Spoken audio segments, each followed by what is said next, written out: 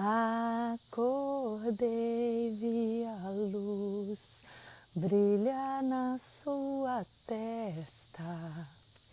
O amor invadiu meu coração. Despertei, vi o mundo florescer em minha volta. Todos juntos de mãos dadas, união. Enxerguei que o inimigo era apenas um espelho e me mostrava o que eu precisava ver. Pra curar, purificar, iluminar meu ser, na integração do que precisa transcender. Veio o vento e disse para mim que toda a dor estava dando adeus. Disse também para eu me entregar e não deixar o ego resistir. Acordei. Amores, que delícia estar aqui com vocês. Oi, Tati. Eu já vi Givanilma, já vi Hugo Teófilo, já vi uma galera conhecida que está sempre aqui. Oi, Bernardo. Júnior, meu querido amigo, fundador da AfroReg, que é uma escola de talentos incrível. E agora ele virou um super produtor de teledramaturgia, está arrasando, parabéns, que bom poder falar isso aqui publicamente. Roger, Mitty, bom dia, bom dia, bom dia. Eu estou muito feliz de estar aqui com vocês, depois de tanto tempo, né, sem live, estou meio enferrujada até.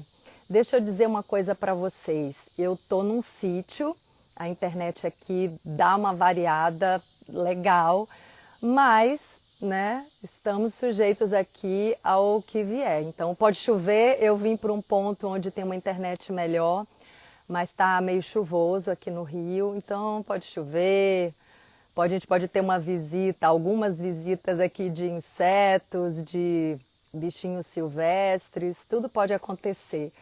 E a gente vai receber de braços abertos. Então, queridos, como é que foram de passagem de ano? Que ano incrível, né? Que a gente teve aqui, 2020, que ano marcante, que na verdade já era esperado e propagado em outras eras por sábios, por estudiosos, por magos.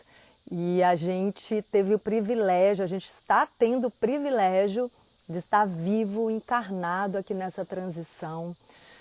Nossa, eu tenho aprendido tanto com cada coisa que me acontece e cada coisa que eu presencio.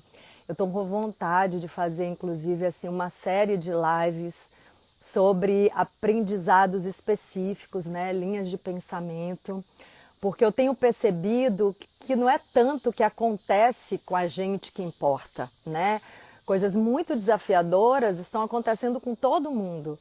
Mas o que importa e o ponto é o que eu faço com isso que me acontece.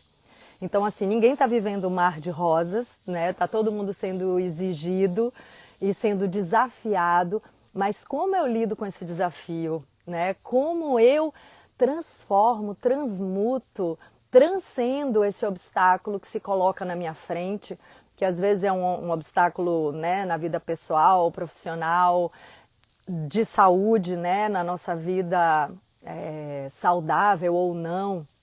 A gente está tendo esse desafio comum para toda a família humana.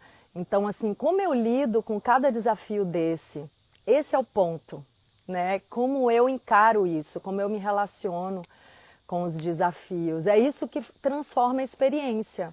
Porque o que está lá fora a gente não controla, né? É isso que eu falei para vocês. Essa live aqui pode chover, pode aparecer bicho, pode cair a internet. A gente está sujeito, a gente precisa aprender a lidar com o acaso da vida, né? Com o que a vida nos traz, né? Ou, no mínimo, com o lugar onde a gente se colocou. E aí eu quero entrar no assunto dessa live, que é esse ponto. Onde eu me coloco? Eu tenho visto que no caminho do autoconhecimento, para quem me acompanha, eu acho que vocês estão me ouvindo bem, né? Eu nem perguntei isso, mas espero que sim. Para quem me acompanha nesse caminho do autoconhecimento, da espiritualidade, e espiritualidade, gente, nada mais é do que a expansão da percepção e da visão para campos mais sutis, né? A percepção da energia, a percepção das nossas manifestações mais sutis, como a emoção, né? Nosso sentimento, isso tudo é espiritualidade, né? Nossa educação emocional, nossa maturidade emocional, isso tudo é espiritualidade. Espiritualidade é o que está no mundo invisível, no mundo sutil. Então, o primeiro passo nessa expansão de visão, que sai de estar enxergando só a matéria e transcende a matéria, enxerga além do nosso próprio umbigo, enxerga os outros, enxerga a natureza, enxerga o que está à nossa volta. O primeiro passo nesse caminho é a autorresponsabilidade. Porque sem autorresponsabilidade a gente não sai do lugar. Eu também tenho falado isso, né? Cada vez que a gente responsabiliza o outro, a gente está dando o nosso poder de nos mover do lugar que a gente está, nosso poder de transformação da realidade, a gente está dando ao outro. Porque o outro é o culpado, porque o outro é o responsável. E a gente tem esse dom, né? Esse talento, eu diria, de encontrar responsável para tudo. Né? Parece que isso está assim no nosso DNA, no nosso chip. Parece não, isso está de fato, né? Na nossa memória celular. Então, como a gente é natural, como a gente está evoluindo, como a gente está aprendendo, o que as gerações passadas têm feito tem sido responsabilizar o outro. Num primeiro momento, né, eu também tenho aprendido isso, num primeiro momento, assim, para a gente criar uma força de revolução para sair daquele lugar, às vezes é importante culpar o outro, responsabilizar o outro, porque a gente precisa sair da inércia, a gente precisa criar esse fogo interno, né, de movimento, de motivação. Então, assim, culpar o outro pode ser aquele choque que nos tira do lugar que a gente estava acomodado, né, da zona de conforto. Mas depois que a gente começa a se mover, é bem importante que a gente perceba que foi a gente que se colocou naquele lugar. E que a gente pode sair, e a gente já está saindo. Então, a gente pode parar de responsabilizar os outros, porque depois que a gente sai daquele lugar, depois que a gente faz o primeiro movimento, se a gente continua culpando o outro, aí a gente paralisa de novo. Porque aí já não se trata mais de botar no outro o nosso poder, de botar na mão do outro o nosso poder. Aí já é um caminho contínuo mesmo de se mover. Bom, eu quero chamar o Hugo Teófilo. Já vou chamar ele, eu quero ler uma apresentação dele que eu acho genial, que é exatamente essa autorresponsabilidade, pegar as rédeas da própria vida, né, virar seu próprio pai, sua própria mãe, seu próprio governante, seu próprio chefe, esse apoderamento da própria vida, da própria história, da família, né, da própria saúde. A gente tem que aprender tanto sobre a nossa saúde, a gente está tão mal informado. E o Hugo Teófilo, ele deu uma aula maravilhosa num grupo que é um curso de extensão da UES, Universidade Estadual do Ceará, coordenado pela professora Lizzie Mary, que é uma mulher sábia. Eu tenho dito que ela é uma mulher ponte, porque ela tem levado pessoas incríveis para as aulas, né, para nos dar aula. Ela é uma xamanzona também, uma mulher de muita sabedoria. E ela levou o Hugo Teófilo a semana passada. Eu vou ler aqui a apresentação do Hugo e já vou chamar ele. Ó, é assim, Hugo Teófilo tem 42 anos, egresso do sistema penitenciário do mercado de trabalho, entusiasta da agricultura doméstica, aprendiz de jardineiro, permacultor, padeiro de fermentação natural, produtor de kombucha, dono de casa. Só por isso ele já está aí quebrando barreiras e criando um novo mundo, né? De falar disso com tanto orgulho.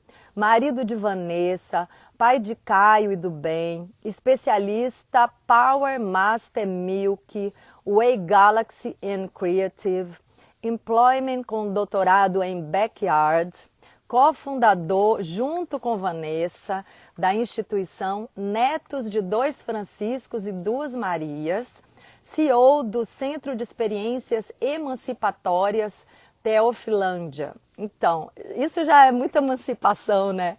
Cada ponto desse currículo maravilhoso, que é uma pura criatividade dele também, né?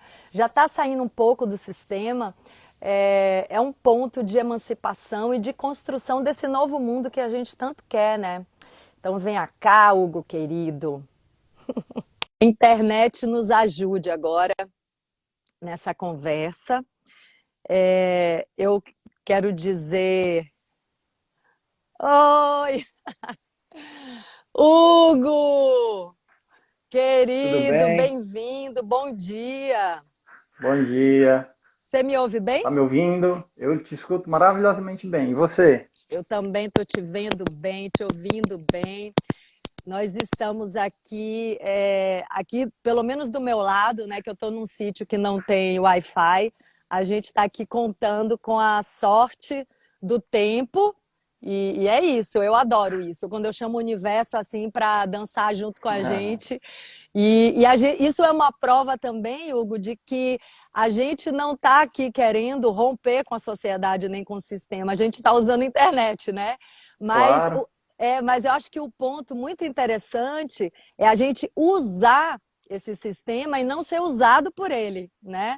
Uhum. Então, depois dessa apresentação, que é o seu currículo, que eu acho fantástico, genial, eu quero te convidar a se sentir em casa e a falar da sua experiência tão inspiradora de sair do sistema, ou seja, deixar de ser usado pelo sistema e criar o seu universo, o seu microcosmos, que também se relaciona com o mundo, que está inspirando tanta gente. Então, seja bem-vindo, a casa é sua. Obrigado. Eu vi tua apresentação aí no começo, né? A tua fala, você explicando, inclusive, a possibilidade de ter problema técnico com a internet, né? Toda vida que eu vou fazer uma live eu digo exatamente o mesmo. A gente mora num sítio que é região metropolitana de Fortaleza, que é a capital. Então a gente está a 40 quilômetros de lá e a gente tem muita oscilação de energia elétrica, principalmente, sabe? Às vezes cai, às vezes, enfim. E aí eu não falava sobre isso, mas na medida que eu fui fazendo as lives durante a pandemia e a gente foi tendo problema, eu tive que explicar, ó, se a energia cair, se eu cair por acaso, então vocês já entendam que pode ter sido isso, tá? Aí eu tento voltar, te chamo no WhatsApp, tento reconectar, mas aí vocês já deduzem que pode ter acontecido. Mas eu espero que não aconteça. É isso Legal? mesmo. É isso aí. Se acontecer, a gente lida, tá tudo certo. Tá bom. Me conta, então Bom, conte aí, e Hugo. Eu até tenho umas fotos aqui que, à medida que o Hugo for falando, a gente pode mostrar. Eu já tentei usar esse recurso aqui de mostrar algum registro de vídeo e tal. Quando é vídeo, não aparece som, mas sendo foto, acho que vai dar certo. Então, depois que você legal. contar um pouco sobre a sua experiência, a gente pode mostrar as fotos. Maravilha. Bom, eu estou muito honrado com o convite, né? Eu sempre fico muito honrado com os convites para falar sobre os conteúdos do nosso modo de vida, os aprendizados, né? Você falou bem de aprendizado, porque tudo é processo, né? Tudo é aprendizado. A gente não é especialista, assim, a gente nunca fala da posição de especialista em nada, né? A gente a gente está tentando voltar para casa, na verdade, né? Apesar da gente ter conseguido fazer isso há 5 anos e tendo construído esse caminho há quase 12, né? Então foram 7 anos tentando construir as condições e 5 anos já de fato efetivo conseguindo ter voltado para casa. Por mais que a gente tenha dado esse passo, essa virada de chave, a gente ainda está tentando, né? Tudo é tentativa. Eu sempre digo que a gente não tem um modo de vida, a gente tem uma tentativa de modo de vida, né? E eu fico muito honrado porque os convites são sempre de pessoas muito interessantes, né? A Lise, você falou, uma amiga queridíssima, assim, que passou pelas experiências da gente, pelo aprendizado da gente, embarcou nele, levou para si, né? Se inspirou, a gente co-inspira, né? A gente já co-inspira. Ela passou, eu já me inspirei num monte de gente, e aí a Lise me viu, se inspirou em mim, e aí essa galera em quem eu me inspirei a gente também já conspira junto, já se co-inspira e já conspira. E com a Lise é o mesmo. Aí eu vi você na sala, né, na aula virtual que a Lise promoveu, e aí recebi teu convite, então sempre fico muito honrado, não só porque é alegre o processo de aprendizado e é alegre falar sobre o processo de aprendizado, né? Mas porque as pessoas também estão buscando, né? Os convites partem de pessoas que estão aprendendo, né? Que estão abertas e conscientes desse processo, né? Infinito, assim, que não para nunca. Então, estou muito honrado. Bom, eu tenho, assim, uma tonelada de coisas para falar. Você quer... Vamos lá, a gente tem aqui até 2 horas, eu acho que rola. Bom, eu sempre digo, falando do nosso processo, né? Essa palavra é muito legal, talvez a gente volte a ela várias vezes, que a coisa que é impactante não é tanto o que a gente realiza, né? Porque existem pessoas capacitadas, técnicas e gabaritadas, autorizadas tecnicamente, cientificamente, realizando coisas bem maiores, em estruturas bem macro, né? Bem maiores, governamentais e tal. Isso não é isso que é impactante. O impactante que a gente entende é mostrar que a gente pegou essas coisas para transformar o nosso mundinho, sabe? O palmo à frente do nosso nariz. E não é tanto o fato de, olha só, que coisa gigantesca que ele sabe fazer, que ele ensina e tal. Não. Eu acho que a coisa impactante é assim, nossa, olha só como era a vida dele e no que ele está transformando a vida dele, né? Pode ser com a maior bobagem do mundo, assim. Pode ser com quase nada. Com o recurso que se tem, né? Mas eu acho que isso é impactante. Então, toda vez que eu vou fazer live no Instagram, ou em alguma ferramenta que não me permite mostrar fotos, eu lamento o fato de não estar podendo mostrar visualmente o que aconteceu, sabe? Você quer Porque que eu eu sei que a mostre? fala... Você quer que eu mostre a primeira já? Você pode falar que eu Eu mostro. acho que eu acho que era legal tu mostrar o antes e o depois da casa Pronto. pequena onde eu morei e depois e já mostrar na sequência o antes e depois do sítio, porque aí o pessoal entende de partida do que se trata, né? Tá. Então eu vou mostrar a primeira, que é a garagem quando você chegou, não é isso? Exato, isso. Olha lá. Pronto. Essa é a casa pequenininha que eu morei em Fortaleza por 8 anos. Quando eu digo eu, estou falando nós, né? Eu, Vanessa. Lá nessa casa nasceu o Caio, que hoje está com 10 anos. E essa casa era assim. E aí, depois de vários processos que eu vou tentar falar sobre eles agora, aí ela foi se transformando e aí tem uma foto de um depois. Se Você você quer que puder eu mostre mostrar. já? Ah, você que É, sabe, ó. pronto. Aí Que é uma foto de... beleza, que milagre, o milagre da É, vida. né? Bom, aí essa é a foto da minha casa, mas eu também mostro nas lives com recursos e tal, as fotos da galera que passou pela minha casa, foi aprender tudo isso aí, foi para suas casas transformar seus espaços, né? Eu vou voltar para a antiga que você vai falar dela, não é isso? Não, não precisa. Deixa É só aí? mesmo para o pessoal. Se você já puder mostrar a do sítio que a gente mora hoje, aí pronto, a gente já abre com isso e eu vou Tá. falando Então aqui como é o foi que isso aí aconteceu. quando você Pronto. Aí, chegou no sítio. aí a gente chegou no sítio há 4 anos e pouco. Ele era exatamente assim, né? Isso é uma foto dos meninos brincando na cadeira de roda do meu pai, que a herança do meu pai foi a cadeira de roda. E aí o sítio era assim. E aí 3 anos depois ele ficou assim, aí você mostra a outra. Pronto. Parece um outro lugar, né? Aham. Aqui, ó. Vou mostrar aqui como Aí. era e como é. Mas aí, sabe o que eu acho agora, Hugo? É bem Hum, importante. Eu posso deixar, né? A gente tira um pouco as fotos, depois a gente volta, tem tá. outras para mostrar. Mas eu acho bem interessante você falar sobre como você saiu desse sistema Sim. penitenciário de trabalho. Que não é a prisão Sim, sim. convencional, gente. Não, é só É esse outra. trabalho que a gente faz sem nenhum prazer, sem nenhum gosto, sem nenhuma entrega. Eu tenho uma sorte de fazer um trabalho que eu amo, que eu sou apaixonada, mas a grande maioria faz o que não gosta. Então, assim, acho que esse é o ponto, né, que conecta com Uhum, a maioria das pessoas, porque as pessoas é, não estão felizes no lugar que elas estão, a uhum, maioria, né, infelizmente. é, Tudo que eu fiz foi movido por muito incômodo, sabe? Eu não passei a fazer as coisas que eu fiz porque elas são bonitinhas e legaisinhas e ecologicamente corretas. Foram incômodos que me levaram. E aí eu vou começar a falar sobre eles, né?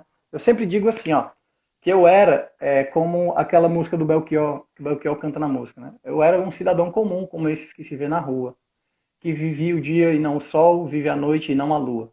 Ou seja, o tempo é o do relógio, é do funcionamento dos mecanismos, né? A cronologia, né? Não é o tempo do planeta, não é o tempo da natureza. Você vive o dia, mas não vive o sol. Você vive a noite, mas você não vive a lua. E aí eu também cito uma música do Raul Seixas que dizia muito respeito à condição em que eu me sentia, me percebia. Eu devia estar contente porque tenho um emprego, sou o dito cidadão respeitável, ganho 4.000 cruzeiros por mês. Eu perdi as contas de quantas vezes eu chorei ouvindo essa música, né? Eu até brincava assim, essa que é normal chorar ouvindo Raul Seixas, né? É... E a outra canção que também dizia muito a respeito era um retrato da minha condição, era a música do Zé Geraldo, que ele tem uma música chamada Zé e José. E aí ele diz em determinado momento que Zé e José estavam aprisionados aos compromissos e tinham apenas os domingos programados para serem livres.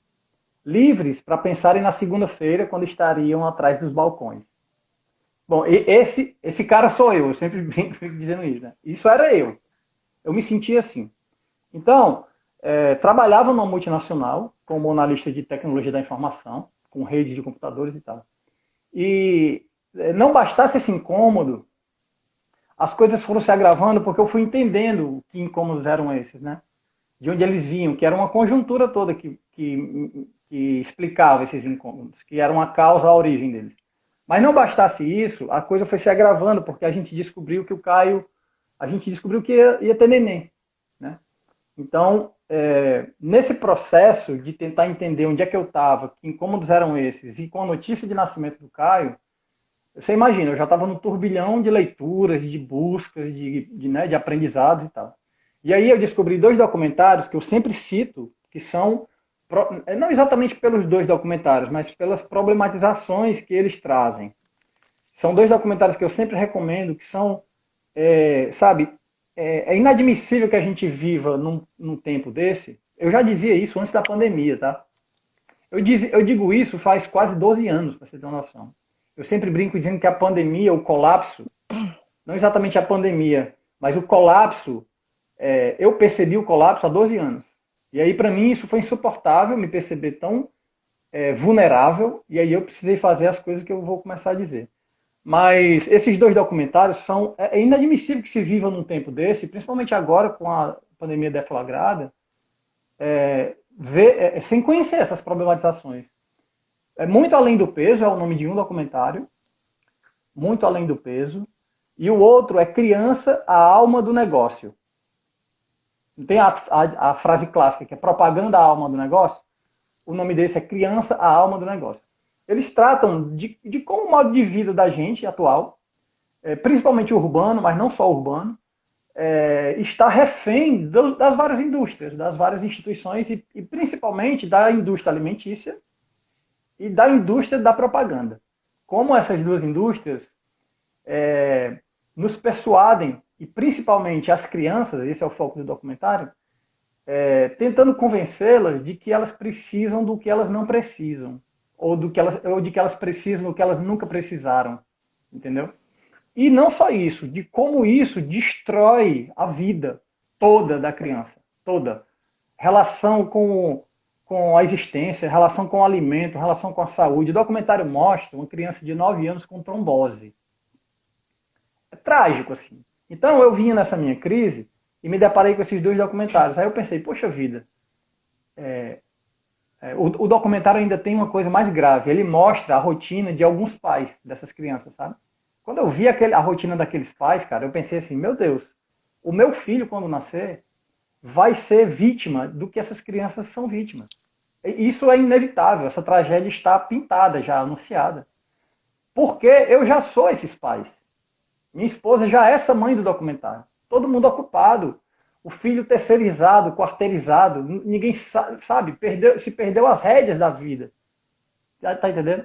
E aí as crianças, do ponto de vista da alimentação e da sujeição à televisão, aos mecanismos de persuasão da TV, estão completamente destruídas, cara. Tem outra cena gritante, assim, de terror.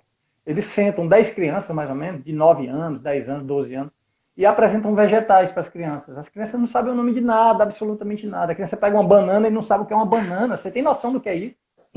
A criança pega um mamão e pensa que é uma batata. Meu Deus. Mas aí eles entregam os industrializados, Ruffles, Cheetos, sei lá o quê, para as crianças com tarja no nome. Nem aparece o nome Ruffles.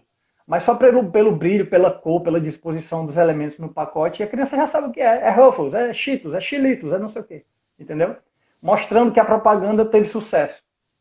Tá entendendo? E o pior, né, Hugo, é que se esses produtos industrializados fossem alimentar as pessoas, estava tudo certo. Só que eles envenenam, não alimentam, né, criam essa distorção, né, a falta de saúde.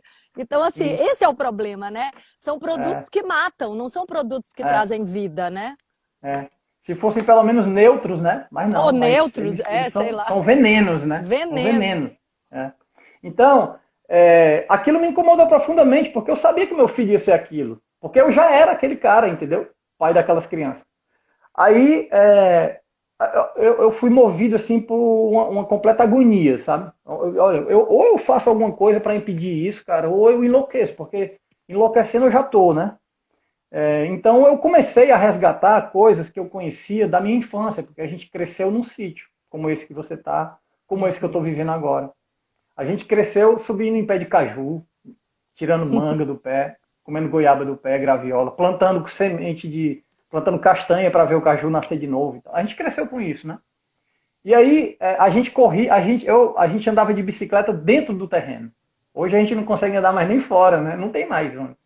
Então eu pensei, poxa, eu tive coisas positivas na minha infância que eu sei que livrariam meu filho dessa condição desses documentários que eu assisti. Eu vou tentar resgatar. Mas como? Se a minha casa é minúscula? A minha casa já era uma caixa de fósforos, não tinha condição. Mas esse não me confortava, sabe? Eu precisava fazer alguma coisa. Afinal de contas, eu estava muito agoniado, muito angustiado. E literalmente sem sono. E era muito estranho, porque meus amigos, quase todos, tinham filhos. E tudo estava normal. E às vezes eu chegava e perguntava, mas vem cá, tu não fica incomodado em saber que tu vai dar veneno para teu filho comer? Tá entendendo? Então a pessoa sorria e dormia bem. Eu não consegui dormir. Então o estopim da minha crise foi isso. A chegada do Caio e a necessidade para conseguir dormir de fazer alguma coisa para livrá-lo dessas condições. Inclusive a foto do depois da minha casa antiga, ela de propósito tem uma rede no jardim, porque eu digo sempre que eu plantei um jardim para conseguir dormir, né? E não só metaforicamente, mas literalmente. Então, essa foto da rede no jardim também tem outras coisas que eu digo sobre ela, que eu fui descobrindo nesse processo de transformar a casa num centro de vida e não só rebaixá-la a esse mero centro de consumo, né? Porque a casa da gente hoje, a casa daquelas crianças do documentário era um mero centro de consumo. Não se fazia nada dentro daquela casa, não se apertar botões e comer coisas que vieram em embalagens, entendeu? É um mero dormitório, digamos, mas a vida, a felicidade, a alegria, que eles consideram como vida, felicidade e alegria, estava tudo fora. Tudo fora. E tudo mediado por muito dinheiro. Então, quando eu fui montando esse processo perto da gente, e esse cenário foi mudando, né, aí eu fui descobrindo algumas coisas. Eu disse, olha, poxa vida, então, se você tem um jardim onde as crianças não podem pegar, você não tem um jardim. Porque o meu jardim era para o meu filho. Entendeu? Tem fotinha dele colhendo tomate no jardim. Então, se você tem um jardim onde que você não pode comer, então você não tem um jardim, né? E se você tem um jardim onde você não pode dormir, você também não tem um jardim. Então essa foto ela é bem ilustrativa porque ela dá pano para manga para muito assunto. Mas aí esse foi o meu processo de tentar fazer alguma coisa e eu comecei tentando resgatar o que eu sabia que existia. Por exemplo, o lixo já era um incômodo muito grande, eu já sabia que ele era um sintoma muito grave de um modo de vida adoecido. Esse modo de vida que eu sabia que ia vitimar meu filho, que já me vitimava, eu sabia que era esse modo de vida que produzia lixo. Entendeu? Que o lixo é um produto desse modo de vida. Porque aí onde você está, nesse seu entorno verde, tudo que cai e você pode até vir a chamar de resíduo, nunca foi lixo na história do Nunca. planeta Terra. É Entendeu? alimento para o que É, vai ser o nosso alimento, né? exato. O que foi é Inclusive, condição para o que será, né? eu cresci em sítio, como você bem falou aí, quem me conhece sabe disso. E foi interessante quando eu, né, me mudei para o Rio de Janeiro, vim para a cidade com 20 anos, né, já também já bem adulta. E quando eu comecei a interagir mais com centros urbanos, porque nesse sítio que eu cresci, que meus pais moram até hoje, a gente sempre jogou a casca das frutas e os restos do alimento, a gente sempre jogou no jardim. E a gente nem via isso como uma coisa feia, até porque também, né, era uma família só fazendo isso no quintal, então também não era uma superpopulação, mas a gente nunca achou feio nem sujo jogar Uhum, casca e jogar resto de comida no jardim. Também tinha galinha, também tinha animais, então assim, tudo que sobrava da cozinha nunca foi lixo. Não tinha tanta uhum, embalagem, tinha pouquíssima embalagem. E aí, quando eu comecei a viver nos centros urbanos, né? Algumas vezes eu tentei jogar uma casca no jardim e fui repreendida, né? Assim, não, isso é sujo, vai sujar. Mas eu sei que casca e resto de alimento é bom para a terra, né? A gente pode até sim. aprender sobre, né, que tipo de resíduo alimentício jogar no jardim, mas sim, eles são bons para o jardim. Subir em árvore, quando eu vejo uma árvore cercada no jardim, eu falo, gente, mas ela quer que eu suba nela. Não vou machucar, eu vou abraçar. Eu sempre abracei a árvore, Hugo. Eu sempre fui famosa assim com as minhas amigas, aquela que abraça a árvore, né? Todo mundo acha isso divertido. E aí, quando começou a sair notícia dos cientistas, né, dizendo que abraçar a árvore é saudável, eu tenho uma amiga que me mandou logo essa matéria, falou: Ingra, você estava certa, porque você abraça a árvore.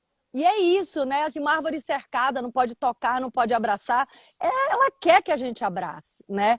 Eu tenho aprendido isso também em permacultura, em ecopsicologia. As árvores, os vegetais, eles se comunicam pelas raízes, eles se comunicam vibracionalmente. A gente só deixou de entender a linguagem dos animais e dos vegetais, mas eles estão se comunicando o tempo inteiro. E eles Uhum. querem se relacionar com a gente se a gente tiver essa sensibilidade. Então, acho que é isso que você está falando, né? A gente se desconectou, a gente criou esse lixo que é o plástico e alguns outros resíduos que não podem ser reintegrados à natureza, Uhum. e a gente se desconectou dessa troca saudável com ela. A gente se apartou dessa fonte de vida, e não à toa a gente está tão adoentado emocionalmente e fisicamente também, né? É verdade. Aí eu cheguei nesse ponto do lixo. Então, tentei fazer coisas que eu descobri que existiam quando eu era criança. Minha mãe é economista doméstica e ela tinha relações com a Universidade Federal. Então, eu lembro que a gente era criança no sítio e tinha técnico da universidade que foi ensinar a gente a fazer compostagem no sítio e tal. Mas a gente era criança, né? A minha mãe com 4 filhos tentando dar conta de tudo isso, ela não conseguia fazer funcionar direito, mas a gente sabia que existia. Então, no nosso sítio, a gente viu compostagem, a gente viu até um ensaio de biodigestor, mas que não deu certo. A gente viu criação de bichinho, de galinha, de pato, a gente teve hortinha, entendeu? Então, pensei, poxa, eu preciso disso para o Caio, para o nascimento do Caio. Mas como, né? Então, tentando fazer compostagem para cuidar do lixo, tentando plantar uma coisinha ou outra, eu descobri um movimento que foi assim uma paixão à primeira vista, que é o pessoal de Curitiba, do amigo Cláudio Oliver, a turma do Cláudio, assim, o nome do movimento é Do Meu Lixo Cuido Eu, que só o nome já diz tudo, né? Então é isso, bem isso que você falou no começo, a gente não delega para ninguém a responsabilidade pela nossa vida. A gente tenta pegar ao máximo as rédeas da vida nas mãos e o nome do movimento é maravilhoso, porque diz exatamente isso, olha, dá licença que do meu lixo quem vai cuidar não é a prefeitura. Criando urubu, rato e barata no lixão para dar conta do meu lixo. dá licença que quem vai cuidar do meu lixo sou eu. Eu vou trocar urubu por galinha, eu vou trocar barata por minhoca, eu vou trocar o rato por coelho, por porquinho da Índia, por algum roedor, entendeu? Então, esse movimento é fantástico. Eu não vou falar dele aqui porque a live só dura 1 hora e a nossa Não, amizade com ele eu acho que a gente consegue passar de 1 hora, vamos ver. Ah, é? Como? É. Não sei, o Instagram deixa passar um pouco, eu tenho feito 2 horas, então vamos ver se a Nossa, gente. eu não sabia, não. É, Eu pensei que encerrava com 1 hora. não, Bom, aí eu sugiro, quando eu vou falar sobre esse nosso processo, eu sempre sugiro fortemente, assim, de coração, que as pessoas deem uma ida ao Google e digitem esses termos, tirem férias de 30 dias e vejam tudo que puderem ver a respeito, sabe? Eu dei essa dica para a Lise. A Lise, anos atrás, disse assim, Hugo, tem um sítio dos meus avós, dos meus tios, que está abandonado. Eu tenho uma imagem da minha infância muito bonita de que esse sítio era muito verde, muito vivo. Eu lembro disso na minha infância e hoje é um deserto. Você me diga se tem condições de fazer alguma coisa nesse sítio. Aí eu estava entregando minhas kombuchas, imagina, né? Eu sou produtor de kombucha, mas eu sou motorista que entrega também, né?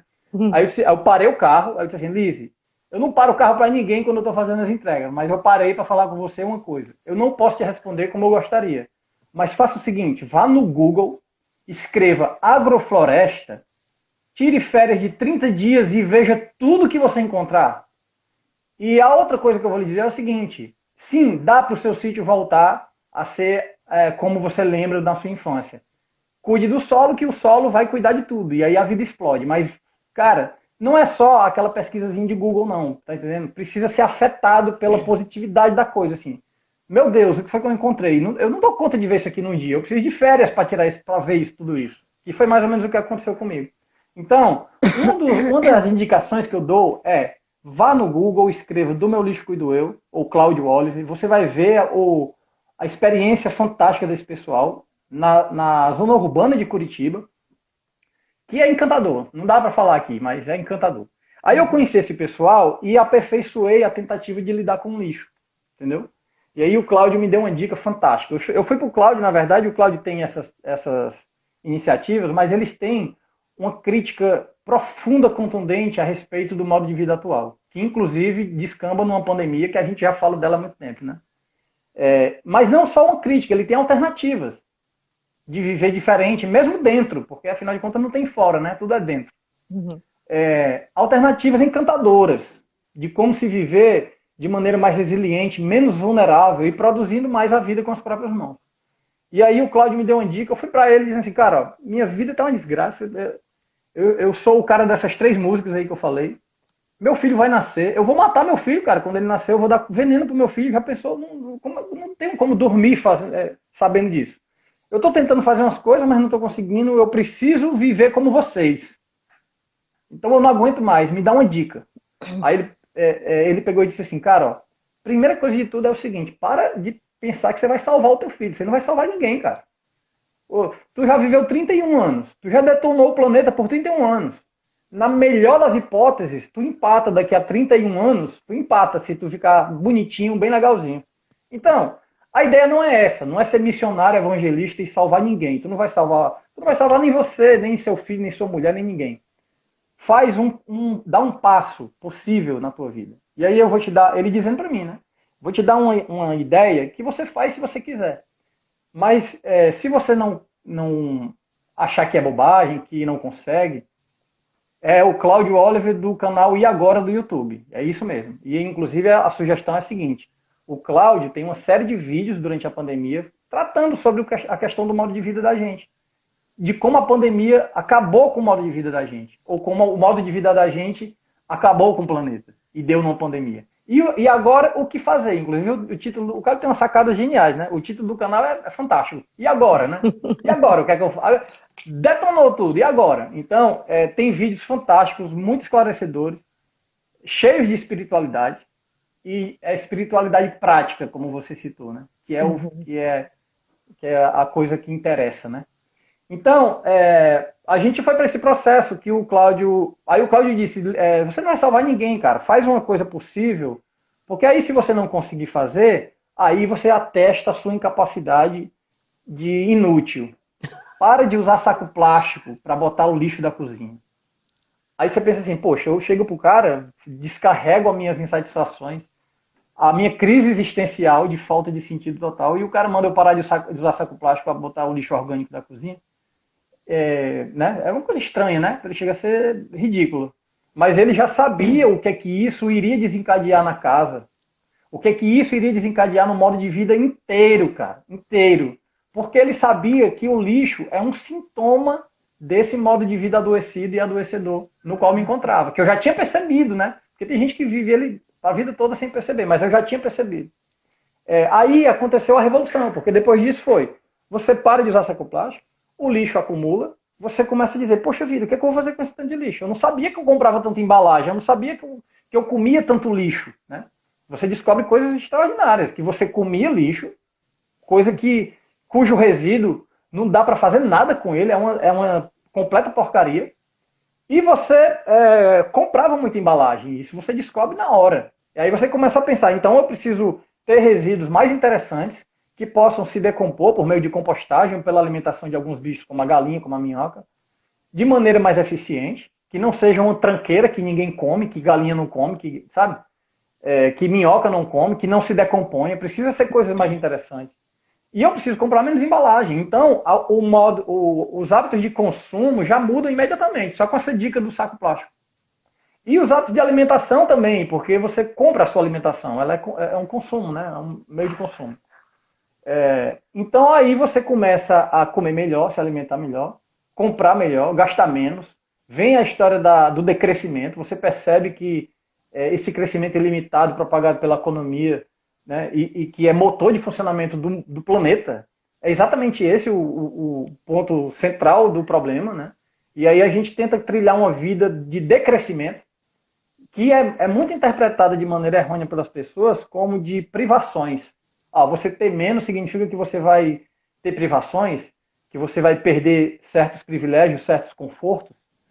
E é exatamente o contrário. Eu estava numa situação em que eu deveria estar contente, porque tinha um emprego e ganhava 4 mil cruzeiros por mês, mas era tudo chato, cara, era tudo sem sentido.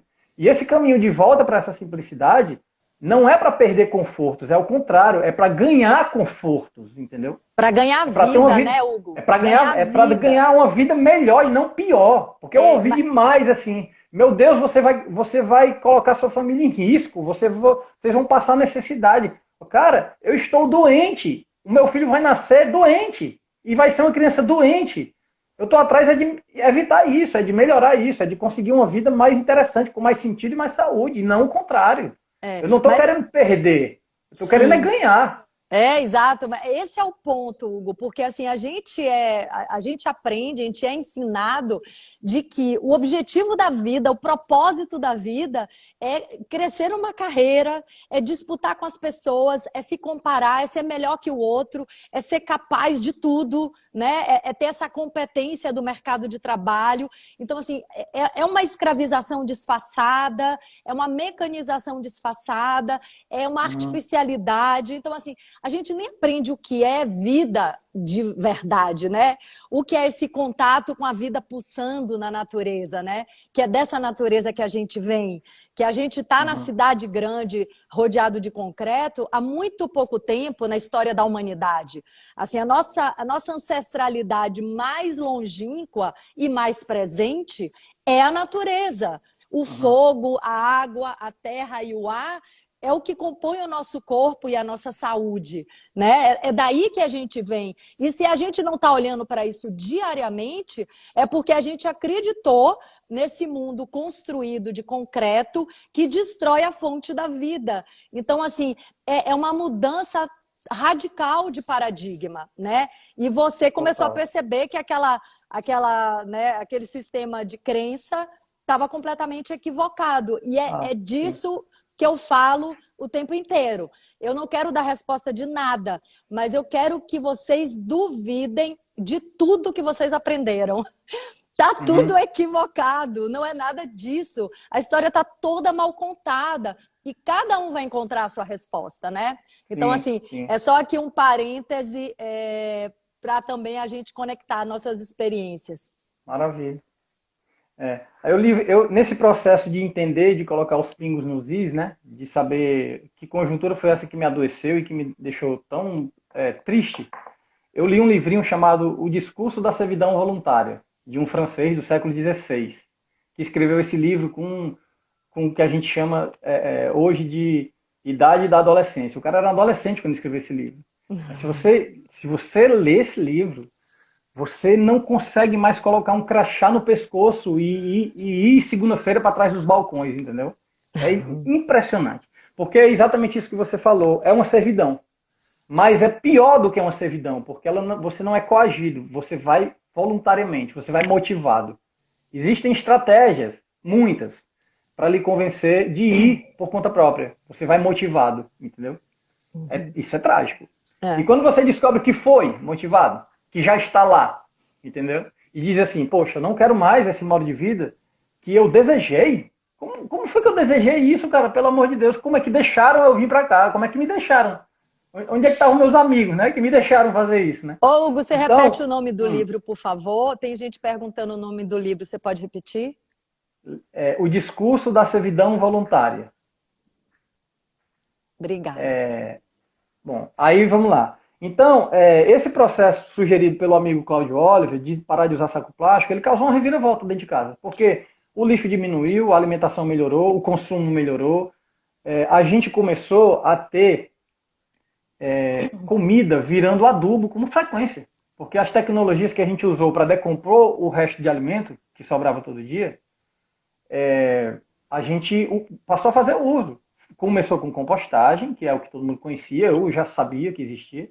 Mas aí os amigos de Curitiba descobriram uma coisa que é extraordinária, que é uma tecnologia extraterrestre, que se a gente pensa que vai vir uma tecnologia do futuro ou de outro planeta para dar conta do nosso lixo,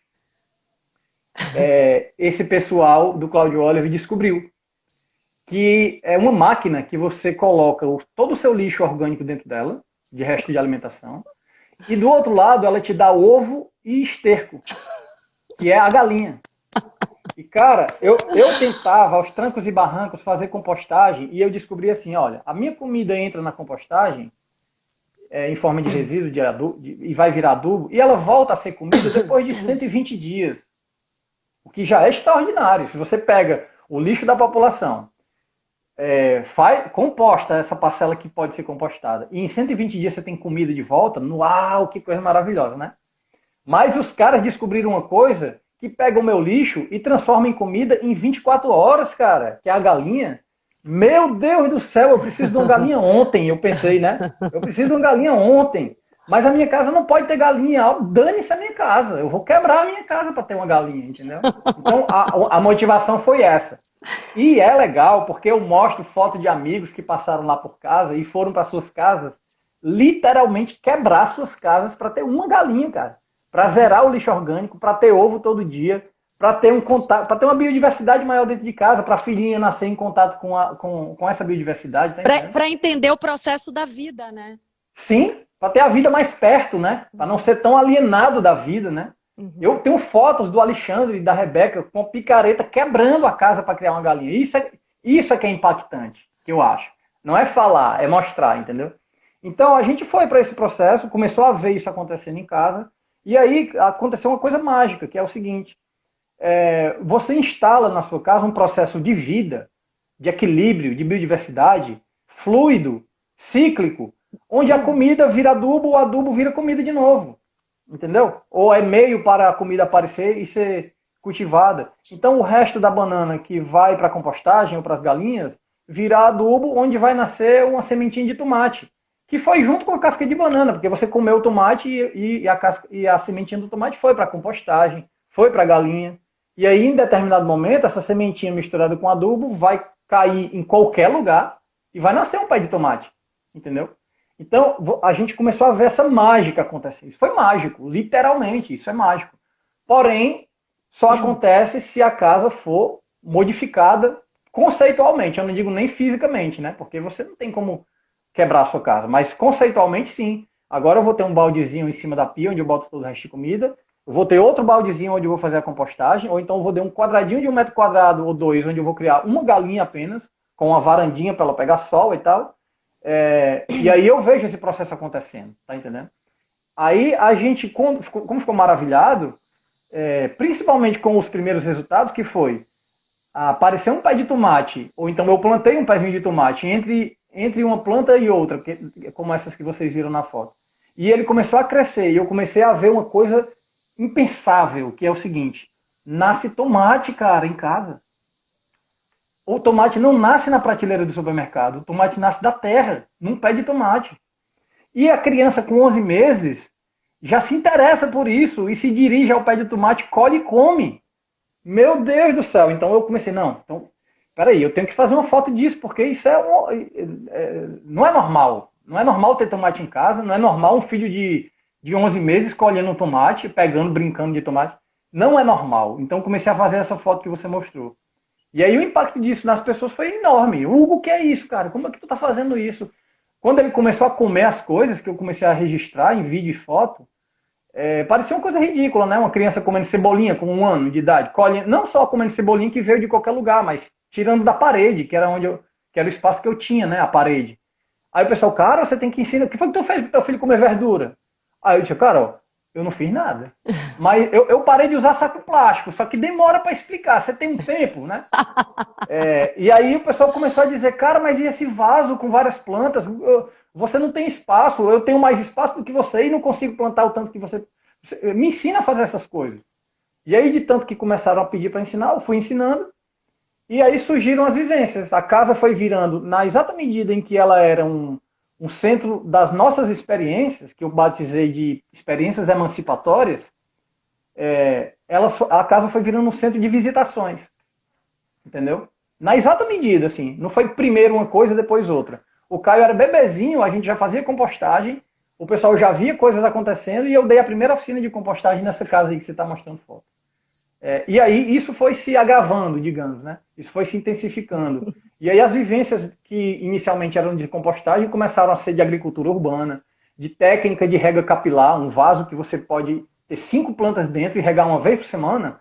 Nossa, isso não é só um vaso, isso é uma ferramenta emancipatória. Você, enfim, pode ter plantas em casa ou no apartamento sem tempo, né? Sem espaço, driblando os 3 grandes problemas do modo de vida urbano: falta de tempo, falta de espaço e falta de solo. Você pode produzir o seu solo por meio da sua compostagem, você pode ter 5 plantas no mesmo vaso, de maneira satisfatória, com todas indo muito bem, sem espaço nenhum. Imagina se você tivesse que ter um vaso para cada planta, acabou o espaço do apartamento. Né? Então você pode ter tudo isso pegando as rédeas da vida nas próprias mãos, tomando conta de tudo isso, sem precisar comprar solo, sem precisar comprar adubo, sem precisar comprar mudinha, sem precisar comprar semente.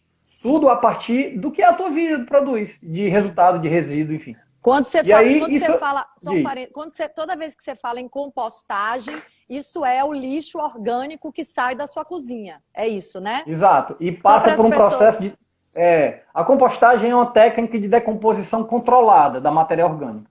Eu combino um determinado tipo de matéria orgânica com um determinado outro tipo, misturo os dois, na presença de água e oxigênio, isso se decompõe de maneira mais acelerada e mais satisfatória, sem mau cheiro, sem tóxicos, entendeu? Sim, isso aí, Hugo, isso aí é alquimia, né? Então, assim, é muito interessante. Dúvida. Porque assim, a alquimia, ela se protegeu da depredação, né, dos que não entendem nada disso, dizendo que transformava chumbo e ouro. Mas a verdade da alquimia é transformar material interno, inclusive, né, a nossa sombra, iluminar a nossa sombra, transformar padrões negativos em padrões positivos, e é transformar lixo em alimento. Isso é uma alquimia, sim, é a alquimia, né, mais básica. Né? Essa é a verdadeira alquimia. Sim. Nós sempre fomos isso, né? Nós sempre conseguimos dar conta... Nós sempre conseguimos dar conta dos resultados da nossa vida. Sejam os resultados fisiológicos, sejam os alimentares de restos de comida. Isso nunca foi problema. Pelo contrário, sempre foi motor de fertilidade para o futuro que viria, né? No lugar de ser um problema, nosso cocô hoje é problema. Mas sempre foi solução. Isso sempre foi condição para a vida que viria depois, em termos de fertilidade. Sempre foi. Tem uma frase que eu cunhei, me referindo, na verdade, uma expressão que eu cunhei, me referindo a esse mundo que me incomodou e que estava me adoecendo, e do qual eu tentava escapar, eu chamei esse mundo de mundo imposto, né? Porque apesar da gente servir a isso voluntariamente, a gente não tem saída, né? A gente nasce nele, ele já estava aqui quando a gente nasceu, quando a gente for embora ele vai continuar aqui, a gente é fisgado para fazê-lo funcionar, ele é imposto, apesar de que ele convence a gente a servir voluntariamente, mas ele é imposto. E eu cunhei um ou outro termo para caracterizar as minhas tentativas de fazer nascer outra realidade de mundo oposto. Então eu sempre digo assim, olha, para um mundo imposto, um mundo oposto. E aí, com relação ao lixo e essa alquimia que você falou, tem uma coisa interessante que é o seguinte. No mundo imposto, a comida vira lixo. Certo? Cadeia produtiva da alimentação no mundo imposto é ridícula, insustentável ao máximo. O que é produzido, a parcela que chega na mesa das pessoas, a parcela da população que onde a comida chega já é reduzida. E a parcela da comida produzida que chega nessa parcela já reduzida é ainda menor. Então, a cadeia de produção do alimento, da comida, é completamente insustentável. Entendeu? Isso é o mundo imposto. É lixo, é uma cadeia produtiva que tenta produzir comida e só produz lixo. E isso acontece até na ponta que é a gente. A nossa comida vira lixo mesmo. Vai para um saco plástico na calçada, para o aterro, para o lixão, vira poluente. Os nossos restos viram poluente. E poluente do nosso corpo também, né? Sim, sim, sim. Poluente desde o começo, né? Poluente em quem produziu, né? Poluente para quem produziu. A pessoa está danada, está perdida, está com a saúde comprometida porque produziu isso que chegou na gente e vai continuar sendo poluente até chegar no lixão e no aterro. Então, no mundo imposto, comida vira lixo. Mas no mundo oposto, o lixo vira comida, né? Pegando esses processos alquímicos. Então eu digo o seguinte, olha, no mundo imposto, a comida vira lixo. Mas no mundo oposto, o lixo vira comida. Então, para um mundo imposto, um mundo oposto. Né? Isso é muito legal, porque a gente se relaciona sim com o mundo imposto. Mas não só de maneira reativa, botando culpa nos outros e reclamando e sendo afetado e, sabe, sendo paralisado, porque a reclamação só paralisa também, né? É uma maneira de você conseguir dormir paralisado, sem conseguir fazer nada. Aí você reclama, porque, enfim, você desafoga a atenção. Mas você não produz nada, isso é só reação, você é meramente reativo. A gente entendeu que precisa ser criativo. A gente se relaciona sim com o mundo imposto. Inclusive tem uma foto emblemática da casa antiga que eu não te mandei, mas está na apresentação que eu faço nas ferramentas que me permitem mostrar fotos, que é aquelas coisas cortantes em cima do muro para ladrão não entrar, que corta, né? Uma serpentina, não sei como é, espiral, cortante. Sim. Aquilo lá é uma coisa emblemática do mundo imposto. Você não consegue viver sem aquilo na cidade, ou em todo lugar. Para se proteger, né? Você é forçado a aderir àquilo. Cara, aquilo ali me causava muito mal. E aí, impedido de me desfazer daquilo, o que foi que eu fiz? Eu plantei um jardim que subiu no muro e tomou aquela estrutura. Então, aquela estrutura do mundo imposto serviu para o mundo oposto. Entendeu? Eu ressignifiquei isso. Então, eu digo que eu transformei a prisão, que era a minha casa era uma prisão. Eu transformei a prisão num jardim. E se eu sou especialista em alguma coisa, para botar num currículo pretensamente pomposo, né, eu sou especializado em transformar prisões em jardins.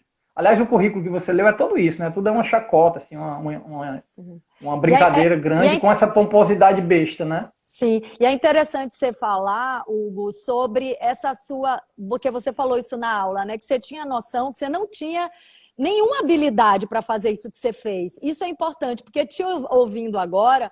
É tão inspirador, né? E assim, é tão mágico que você conseguiu fazer com a própria vida. Eu também tenho dado esse depoimento, né? No meu caso, de outras maneiras, né? Deixando meus dons florescer, fazendo coisas que eu tinha medo, mas também já estou hoje super conectada com essa vontade de realização na prática, né? De conexão com a natureza. Mas te ouvindo falar, a gente fala assim, meu Deus, que homem virtuoso. Porque, de fato, cada um de nós é virtuoso. E é interessante, é interessante você trazer como você não tinha nenhuma dessas habilidades, como você se sentia incapaz para as pessoas perceberem que cada uma delas é capaz de fazer essa transmutação, transformação, Sim. né? Sim. Tem muitos relatos ao longo desses 12 anos onde eu falo disso, né? Eu começo dizendo que seria desonesto eu me colocar na condição de professor sobre essas coisas, agricultura urbana, ou mesmo agrofloresta, agora que a gente está no sítio, porque é falso. Eu não sou especialista em nada disso. Eu estou tentando, sabe? E maravilhado por estar descobrindo coisas. Mas no começo das vivências, para você ter uma noção, a primeira ferramenta que eu batizei de emancipatória, que nos conferia um certo nível de liberdade, foi a compostagem. Porque a gente resolvia esse problema gigantesco que era o lixo, né? Que já denunciava o modo de vida problemático. Eu matei minhoca por 3 meses, cara, tentando fazer compostagem, sem conseguir, entendeu? Comprava minhoca para fazer a vermicompostagem, as minhocas morriam. A minha incapacidade era tamanha que eu não conseguia manter uma minhoca viva. O cara me dizia, olha, a minhoca é esse ser, precisa disso, disso, disso, não pode ter isso, isso, isso e aquilo, e por favor, apenas não mata. Você não precisa fazer muita coisa, apenas garante que você não vai matar. Passei 3 meses matando minhoca, errando, feio, tamanho era a desconexão com a terra. Minhoca é um bicho da terra, entendeu? Com relação aos resultados da agricultura urbana, ainda na casa pequena, teve uma pessoa participante de uma oficina de agricultura urbana que disse assim para mim e para o Rafael, que é um parceiro também que passou pela nossa casa e transformou a casa dele num jardim comestível maravilhoso, ele e a Luciana. A gente fez uma oficina junto e uma pessoa disse assim, cara, é constrangedor porque eu vejo os resultados de vocês em fotos aqui no jardim, vocês têm um nível de acerto muito alto. E a gente, quando vai fazer, o nosso nível de acerto chega a ser deprimente, assim, a gente para porque a gente só erra. Aí eu disse assim, ó, você está redondamente enganado. A gente não tem um nível de acerto alto. A gente tem um nível de tentativas muito alto. E aí o nível de acerto parece alto porque a gente tentou demais, cara. Mas se eu te disser o tanto que a gente errou, é só por isso que a gente está conseguindo ensinar. Porque a gente sabe o que foi que errou, de tanto que a gente erra ainda. Entendeu? Então, de fato, é uma coisa que está na gente, sempre teve. E que foi silenciada, como você disse, há bem pouco tempo.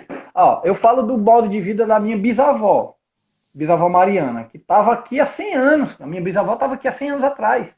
Que é nada. Isso é nada. Assim, do ponto de vista da nossa história relacionado com a terra, isso é nada. A minha bisavó, o modo de vida da minha bisavó, plantava o algodão, colhia, tramava, teava e costurava e vestia. Olha o nível de habilidade daquilo, Ué, né? Gandhi fez isso, né? Gandhi, ele resolveu, né? Uma dos movimentos de revolução de Gandhi foi tear a própria roupa e usar só aquele paninho. Um dia a rainha da Inglaterra disse que queria conhecer ele, que ele ia precisar usar um smoking. Ele falou, tá bom, então eu vou comprar um smoking e mandar para ela, mas eu só vou com meu paninho amarrado. Então, gente, isso é a maior revolução, é você se conectar com a vida e produzir sua própria vida, né? Sair da cadeia de destruição. Sim, sim. Aí, então, a gente até chega num nível, e olha que loucura que eu estou dizendo, a gente chega no nível da bisavó. A gente chega. É um processo que leva a gente até lá. E isso é estranho porque a gente está querendo, no mundo imposto, a gente está querendo se distanciar do modo de vida da bisavó, né? Mas a gente está, como a gente considera que ela de fato era resiliente, que diante de uma pandemia como essa, ela estaria muito bem obrigado, com a comida toda ao alcance da mão, ela e sua comunidade toda, não estou dizendo ela de maneira individual, ela e sua comunidade, né? A bisavó não ia comer a maçã vinda da Itália, que carregava a pandemia, né?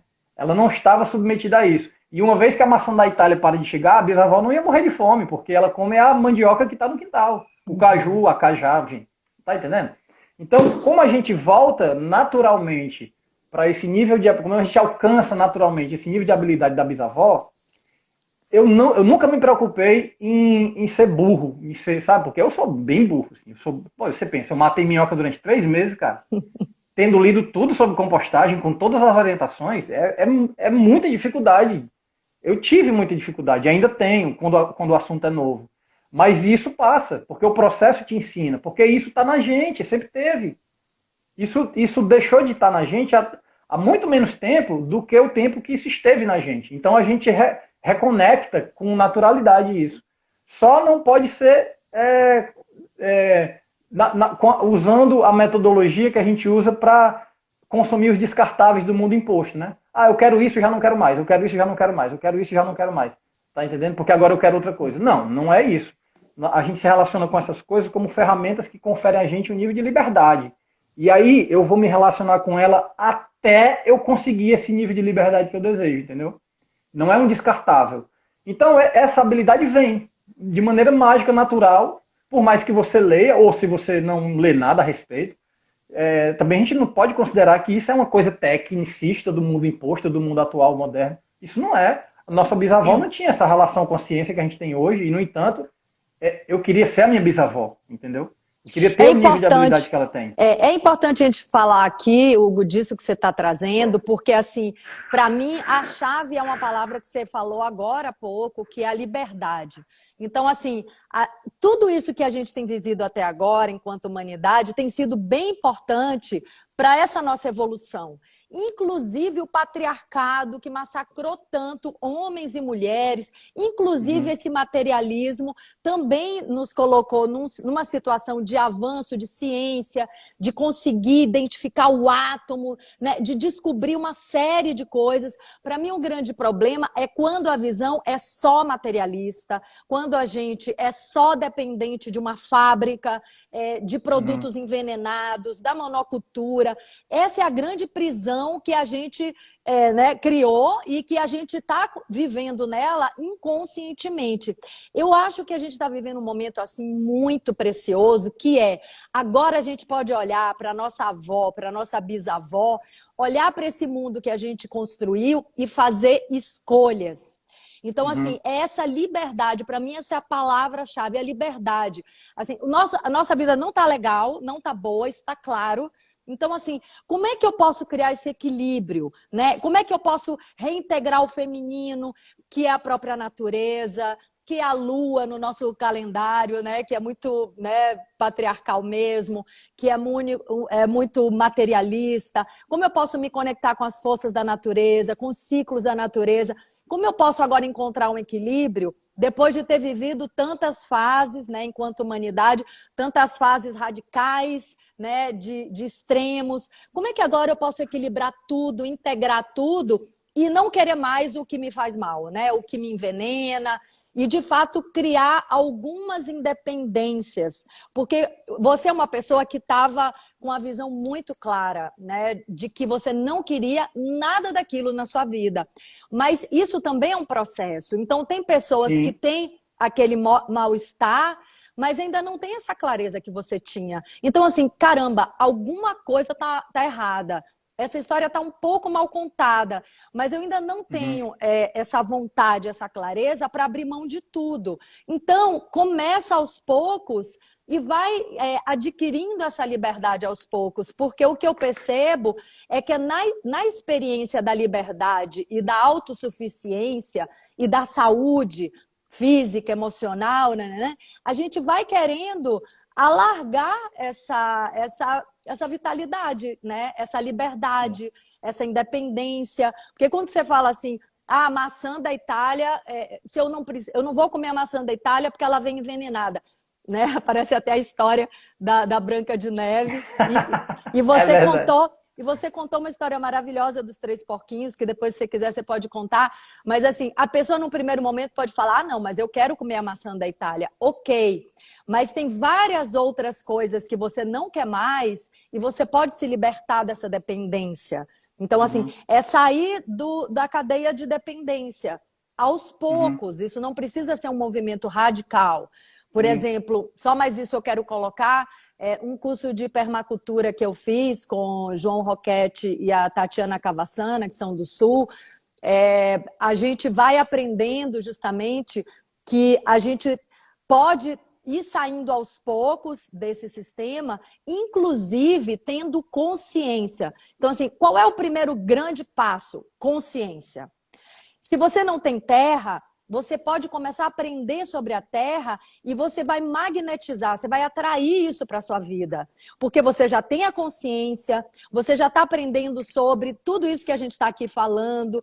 O universo começa a conversar com a gente, quer dizer, ele conversa sempre, mas a gente não faz essa conversa de maneira consciente. Então você começa a conversar com o universo, eu quero isso, eu estou aprendendo sobre isso. A gente começa a atrair.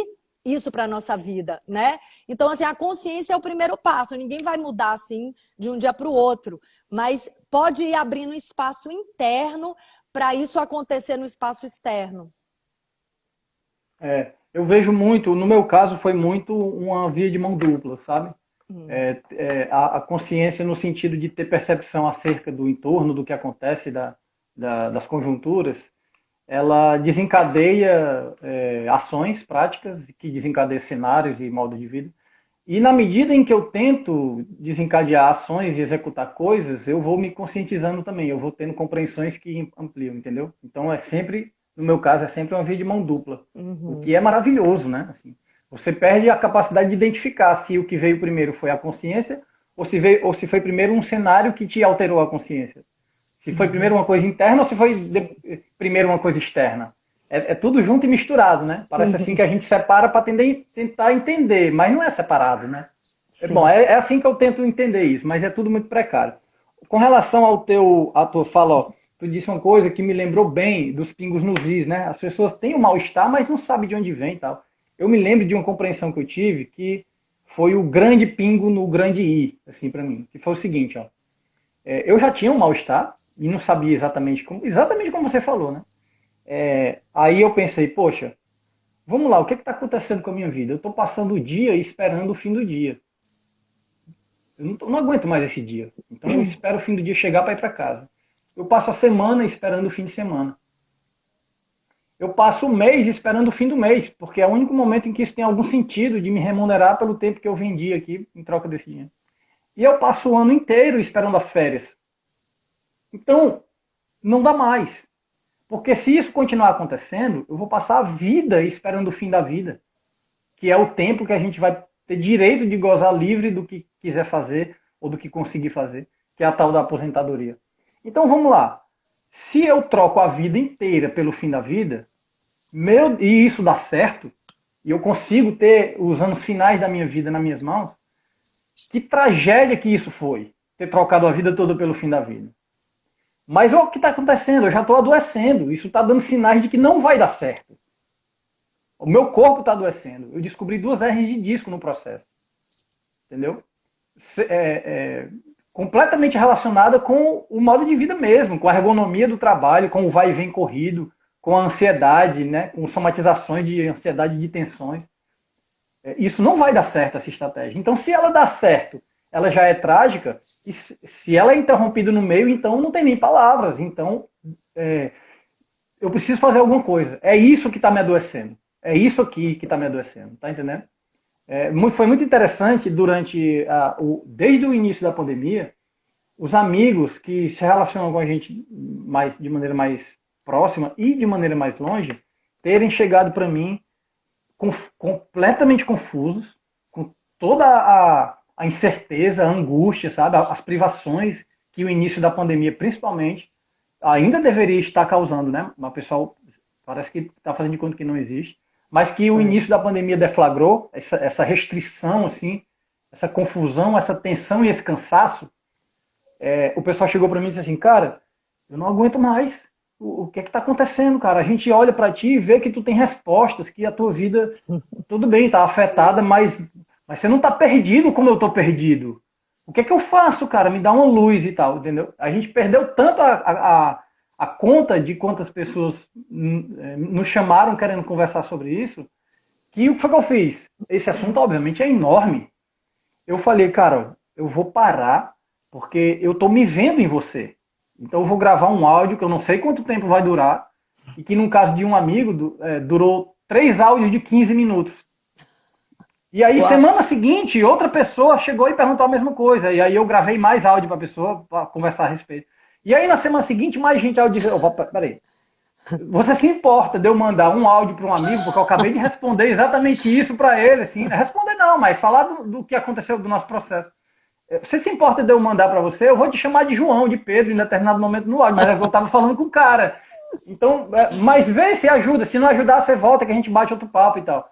Tá entendendo? Isso foi muito comum, cara, muito comum.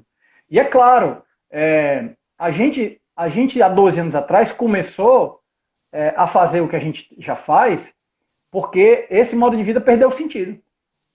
né? A gente foi tido por louco em alguns momentos, muitos amigos fizeram chacota com isso, né? O que é normal, né? A gente rompe com o normal do mundo e é tido por louco, até para que eles fiquem tranquilos no normal do mundo, né? Porque se aparece, imagina, aparece uma pessoa dizendo que a tua vida toda não faz sentido, não dizendo, mas existindo de outra maneira, mostrando, existindo, fugindo dos sentidos que te abrigam, né? Digamos assim, né? Assim, você pensa que o mundo imposto, a realidade tem um edifício todo normativo que você se abriga debaixo dele. E aí aparece um cara e sai desse edifício normativo e vai viver fora. Nossa, isso para mim peraí, então quer dizer que isso aqui que eu estou fazendo não faz sentido? Então essa pessoa, para continuar bem, ela te chama de louco, né? Então isso foi normal, a gente foi chamado de louco no começo e tal. Mas a gente estava fugindo, era exatamente dessa crise, dessa falta de sentido, que lá atrás a gente já percebeu, e que agora foi para todo mundo, né? Caiu na cabeça de todo mundo, esmagou todo mundo, né? Então, é isso. A gente foi devagarinho, e ainda está, porque, imagina, o mundo é enorme. Tem coisas que ainda afetam a gente que a gente nem sabe que afetam, e a gente vai descobrindo, né? Tudo é processo, né? Tudo é caminhada. Não tem ponto de chegada, é tudo caminhada. Mas é exatamente isso que você falou mesmo, é perceber que, sabe por quê? Ó, aconteceu também coisa muito interessante, que é assim, no começo do adoecimento, das crises de falta de sentido, quais eram as propostas do mundo imposto? Ah, vem cá, cara, toma um remédio para ansiedade. Toma um remédio para dormir. Vamos ali no médico do trabalho, né? E nada contra o médico do trabalho, né? O médico, pelo amor de Deus, os médicos são santos, são os verdadeiros sacerdotes assim da vida, né? Mas o médico do trabalho, eu descobri, para minha tristeza, que ele cuida do trabalho. Ele não cuida das pessoas. Então vamos ali no médico do trabalho, porque ele te dá uma coisa, ou ele te dá, sei lá, te dá 2 dias para tu descansar, e aí tu volta motivado de novo. Ou então vamos ali para aquela terapêutica, para tu dar como válvula de escape, para que a segunda-feira tu esteja novo e consiga dar o gás de novo. Não, muito obrigado. Não, sim. Porque Hugo, não é isso que vai resolver. Eu entendi o que é o problema. Isso não vai. Isso também é o problema, entendeu? Sim, Hugo, eu quero fazer um parêntese disso que você está falando, porque quando você fala que o médico pode te dar até 2 dias, 3 dias de descanso, eu não posso evitar de trazer isso para a minha experiência, porque, claro, o corpo precisa de descanso, às vezes a gente se passa, mas o que eu percebo é que esse descanso não é só um descanso físico, é um descanso emocional, porque você não suporta o que você faz. Então, assim, eu me sinto tão privilegiada, porque eu nasci numa família de artistas, que são movidos pela paixão, pelo gosto pelo que faz. Então, assim, eu estou dando esse testemunho, né, em agradecimento ao universo, né, à minha própria alma por ter escolhido essa família, mas é um exemplo que eu sempre falei, gente, a gente tem que fazer o que gosta, porque assim, tem um discurso que fala qual é a profissão que dá dinheiro. Você vai ganhar dinheiro fazendo aquilo que você gosta, que você é apaixonado. Então a gente está falando aqui, de uma maneira geral, sobre saúde, sobre estilo de vida. Mas tem vários galhos nessa árvore que é, por exemplo, a escolha do que a gente vai fazer, que quando é do dom, quando é do propósito real da pessoa, você nem precisa fazer uma escolha. Esse trabalho vai se manifestando na vida naturalmente. E isso só não acontece por causa de uma ideia equivocada, né? Que vamos fazer teste vocacional, né? Os pais com os filhos, né? É um equívoco dos próprios pais. Qual é o emprego que vai dar dinheiro? Porque, por exemplo, eu nunca pensei em férias, assim, porque eu não tenho por que tirar férias. Porque assim, eu amo o meu trabalho, eu amo o que eu faço. Então, assim, quando eu estou trabalhando hoje, inclusive como escritora também, eu durmo, eu acordo, eu estou tendo ideia, eu estou escrevendo. Isso me alimenta, isso me traz vida. Assim, isso é um dos motivos de eu estar aqui viva, né? Compartilhar os dons que eu tenho. Então, assim, eu não quero tirar férias disso. Eu não quero me aposentar disso. Eu não preciso descansar do meu trabalho. Porque o meu trabalho é o meu alimento.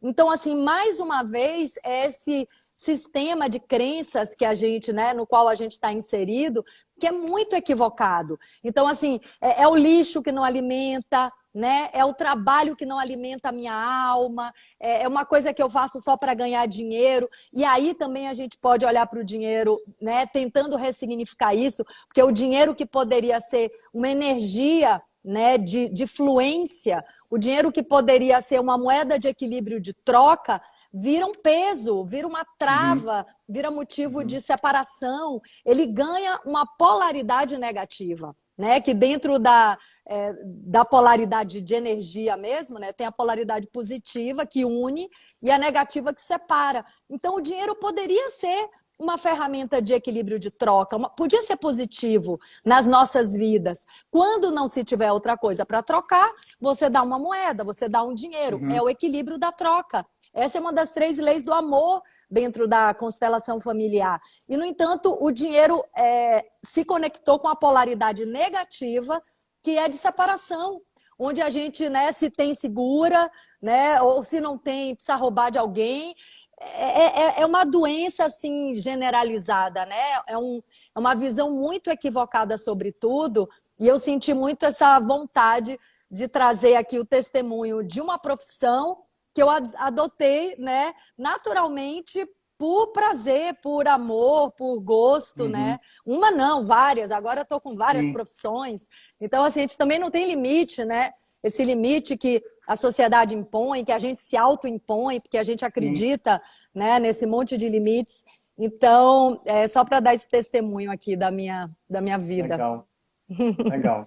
É profissão maravilhosa e necessária, né? Inspiradora. Sim. Você vê como os documentários te inspiraram, né? Sem dúvida. Ó, tem uma coisa que, quando você não falou isso, mas eu me lembrei de algumas intervenções de alguns amigos que, volta e meia, me perguntam, ficam constrangidos com a minha fala a respeito do meu modo de vida pregresso, né? Que eu saí do emprego e tal para viver disso. E eles se afetam tanto que dizem assim: cara, olha, mas o meu emprego é muito bom, eu não posso largar o meu emprego. Mas, ó, meu querido, calma, eu não estou fazendo apologia ao desemprego, eu estou só falando o que aconteceu comigo, pelo amor de Deus. Eu preciso do emprego de um monte de gente maravilhosa, né? Que inspira a gente, que cuida da gente. Não se trata disso. O que se trata... Aí você falou do cansaço, cara. Tem uma colocação de um cara que me ajudou muito no começo, que ele faz uma diferenciação entre os cansaços. Ele diz, e aí eu descobri isso quando eu fui viver produzindo com as próprias mãos o que a vida precisa. Hoje eu canso muito mais, mas é de um cansaço saudável, entendeu? Que passa com o sono. O outro cansaço antigo era um cansaço que você já acordava com ele, era um cansaço do espírito, sabe? A alma cansada. O cansaço da falta de sentido, ele cansa o espírito. E não passa com sono, porque você sabe que vai acordar para continuar alimentando a falta de sentido. Tá entendendo? Então esse cansaço saudável é de verdade pesado. A gente hoje trabalha muito mais. É muito cansativo. Mas é como você disse, é alegre. A gente não pensa em tirar férias, assim, a não ser mesmo quando a gente ultrapassa todos os limites do corpo, né? A gente precisa dormir 2 dias a mais, assim. Mas tirando isso, é tudo alegre, porque, ó, não é só a produção de comida aqui, não é tudo, é o lazer, é a diversão. Uma vez um amigo veio participar de uma atividade e ele não é muito familiarizado com as coisas que a gente faz. Aí ele chegou para mim dias depois e disse assim: cara, você precisa sair mais, você fica só aí preso dentro da sua casa, sem sair, sem se divertir, sem ver as pessoas. Aí eu disse assim: rapaz, como você não entendeu, cara? Isso aqui é minha diversão. Já passaram por aqui mais de 1.600 pessoas. Como assim eu não vejo as pessoas? Você não entendeu nada, entendeu? Então isso é bem distinto. E é como você disse, parece precisar de um nível de abertura para entender. Porque a pessoa vem, come contigo, planta comida contigo, colhe, prepara e come, e não entendeu? É uma coisa doida, né? E esse sistema de crenças é tão trabalhoso de tirar, como foi trabalhoso de colocar. Porque tu imagina, quantos anos a gente passou sendo adestrado para dizer sim para esse sistema de crenças? Né? Quantos anos? São quantos anos se relacionando com as instituições que impõem valores, né? Que forjam valores na gente? Passando por todas elas, né? E aí a gente faz uma virada de chave, eu me vi nessa situação. Você faz uma virada de chave e diz assim: ok, eu não quero mais, mas já foram 31 anos dizendo sim. Não sai em um mês, tá entendendo? É difícil, é lento, vai precisar de todo um processo de novo. Processo. O que é gratificante saber é que é alegre. O processo é alegre. Não tem como ser alegre vendo uma imagem dessa, né? Olha que maravilha. Esse é o bem ou é É o o Caio? bem. É o bem. É o bem. Que Já já nasceu aqui é no no sítio sítio. novo. É. O Ben tá com 1 ano e 9 meses, aí ele tinha uns 8, 9 meses, já estava sendo Ai, gente, eu colheita de cresci tomate. assim também, é muito É, maravilhoso. E a é. gente, a gente se afasta disso, assim, eu percebo que talvez faça parte, né? Tem um momento de rebeldia, eu diria, que Aham, a gente quer negar, né? O nosso aham, berço. Eu tive isso. Mas o que eu é. tenho visto, né, por mim, por muitas pessoas que eu conheço, é esse resgate desse sentido maior mesmo, né? Quando a gente esquece a rebeldia e percebe a verdade que Uhum, é onde está a vida mesmo, né? A gente já experimentou bastante essa insatisfação na vida artificial. Eu acho que está na uhum. hora de enxergar, né? Não perder mais tempo com isso, né? É, é. Eu tenho um amigo que diz assim, cara, eu acho que é legal ver a impressão que as pessoas têm a respeito do que a gente faz, né? Parece Jesus chegando para os amigos dele e assim, o que que o pessoal diz que eu sou, né? Mas a gente, quando recebe essas impressões, a gente cresce muito, né? Tem um amigo que diz assim, Hugo, de tudo que você faz, de tudo que você mostra, isso é o Caio, na casa antiga, tomando mel, direto da colmeia, as Nossa. abelhinhas. Uhum. E é uma relação muito diferente, porque a gente recebeu muito vegano, né, nas vivências. Aí teve algumas interferências, assim, dizendo assim, olha, foi tudo lindo, maravilhoso o que vocês fazem, mas não deveria ter a caixa de abelha, porque vocês estão na relação de expropriação, sabe, de sujeição. Vocês estão colocando a abelha para trabalhar para vocês. Aí eu disse assim, querido, olha, essas abelhinhas são nativas, abelhas sem ferrão. Os grandes responsáveis pela manutenção, pela não extinção de algumas dessas abelhas que já estão em processo de extinção, são as pessoas que criam em ambiente doméstico, porque até o cara até toma mel assim de vez em quando, mas uma caixinha de abelha dessa, ao longo de um ano, ela vira 4, porque o cara está cuidando, o cara não está explorando, entendeu?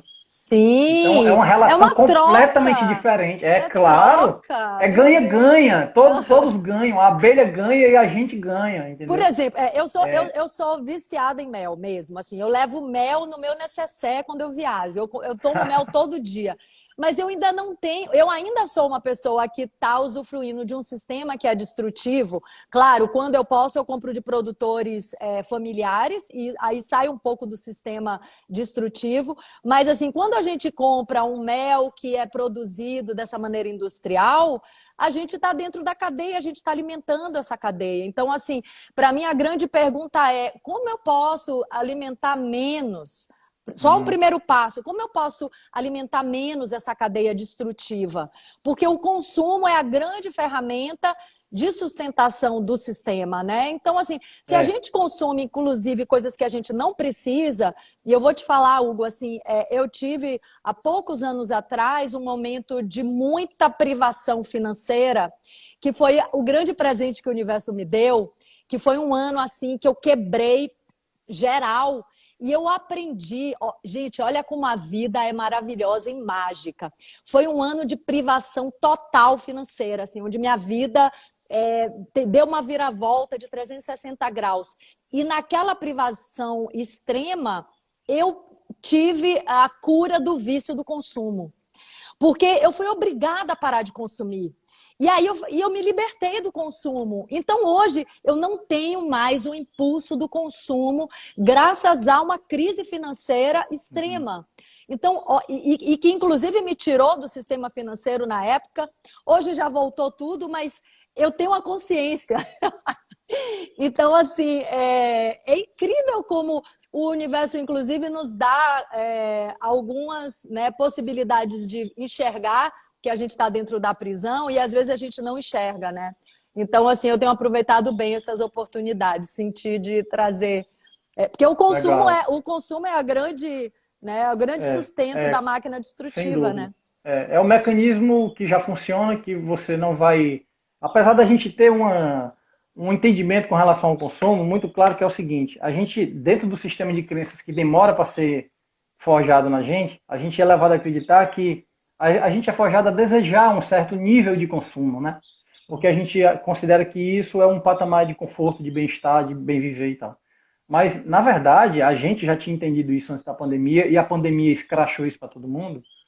O consumidor, o mero consumidor, ele é, na grande verdade, vendo de perto, quem está mais vulnerável ao colapso do sistema. Se o sistema, enquanto o sistema não colapsa, ok, o consumidor adquire suas necessidades por meio do consumo, certo?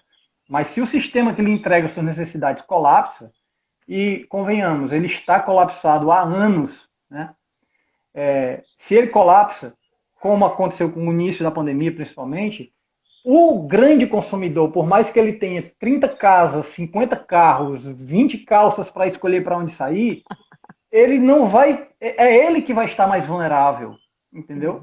Não vai ser a dona Antônia que tem o seu roçadinho no quintal, que não tem o tal nível de consumo, padrão de consumo, as 30 casas e os 15 carros, tá entendendo? Sim. Então a gente pensa muito nisso, assim. E aí vem a pergunta, né? O que é essencial para a vida? O que é essencial, né? Aí eu sempre brinco dizendo assim,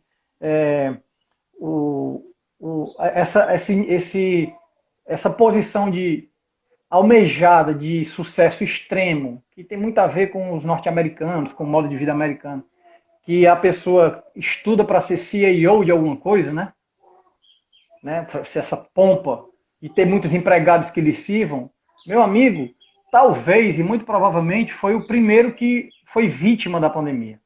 Muito provavelmente foi o primeiro a ser vítima, entendeu? Porque para chegar nesse ponto, precisou se desvencilhar tanto do que habitou o ser humano durante todo esse tempo, de habilidades, de conseguir fazer com as próprias mãos, que virou um mero consumidor, mero, entendeu? A gente contrapõe muito, assim, ó, um desejo de emancipação, ele precisa entender isso e tratar de tentar, a gente não consegue, não é uma coisa mágica, assim, puf, de uma hora para outra, mas tentar iniciar processos que migrem de um modo de vida consumidor para um modo de vida produtor, entendeu? Não interessa do que, você é uma grande produtora de um monte de coisa legal, é sobre isso que eu estou falando. Não é necessariamente produzir comida, porque talvez você não consiga, mas um outro que não consegue o que você consegue produzir a comida. E aí, para responder a tua pergunta... Aí a gente troca. E aí, para responder a tua pergunta, que é muito frequente entre os amigos, que é assim, ok, a gente se vê alimentando uma cadeia produtiva complicada, devastadora, e que não só causou a pandemia, mas como vai continuar causando um monte de problema, né? Adoecedor e tal. Como é que a gente se livra disso? Olha, e dizem exatamente assim, se é por meio do consumo que a gente alimenta isso. Aí eu tenho dito assim, de maneira muito intensa o seguinte, quando você compra de um pequeno produtor, você não ajuda, eu vi uma frasezinha mais ou menos desse jeito, outro dia que me mandaram, você não ajuda o camarada a ter a terceira casa de praia, ou a ter o quinto carro, tá entendendo? Ou a sexta fazenda, ou a viajar toda semana para onde ele queira, não sei. Você ajuda o pequeno produtor a cuidar de sua família, do pedaço de chão embaixo do seu pé, a ter dignidade, a ter uma vida possível, a ter um modo de vida possível, que contrário ao mundo que está adoecido, entendeu? Contrário, inclusive remediador. Se você se alimenta dele, você também é produtor junto com ele.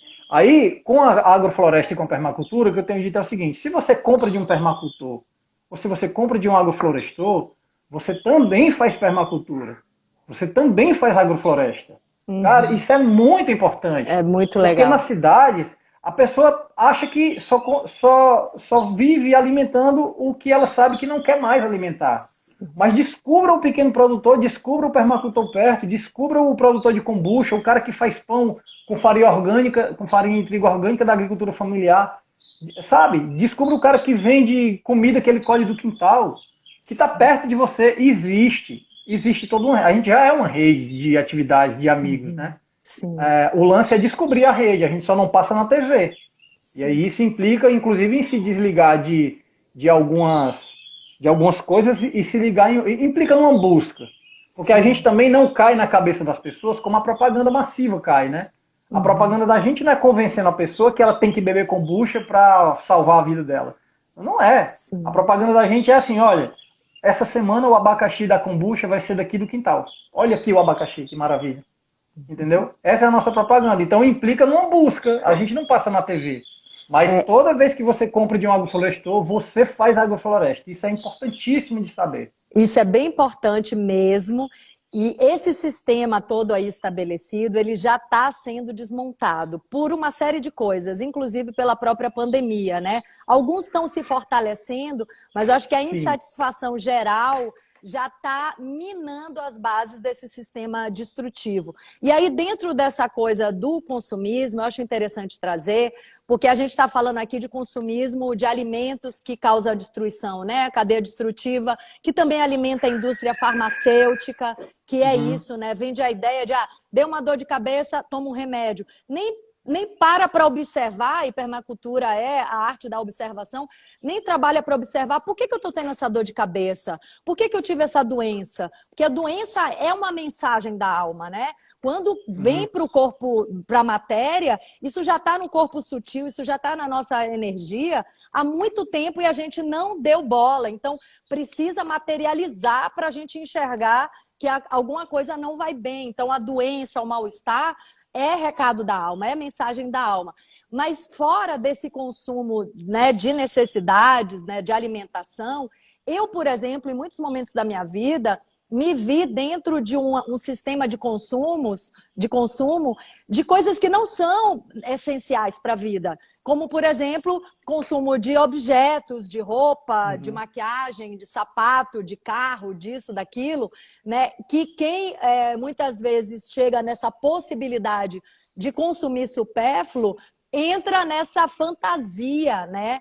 Nessa grande ilusão de que isso pode trazer algum tipo de alegria, de felicidade. Então, esse é o ponto que eu quero trazer aqui, que esse consumo que destrói massivamente a nossa fonte de vida, que é a natureza, ele está baseado nesses buracos de carência que também são cavados pelo próprio sistema do mundo Sem dúvida. imposto, né? Sem Então, assim, dúvida. cava buraco de carência em todo mundo, né? Cria mil desconexões dentro da Uhum. gente, né? A gente faz, né? A gente se sujeita a isso de maneira inconsciente. E aí, quem é que vai salvar? Quem vai tapar meu buraco? Uma roupa nova, um Sim, carro, sim. né, um apartamento. Quem pode comprar essas coisas está tentando tapar um buraco impossível de tapar com Sim, artificialidade.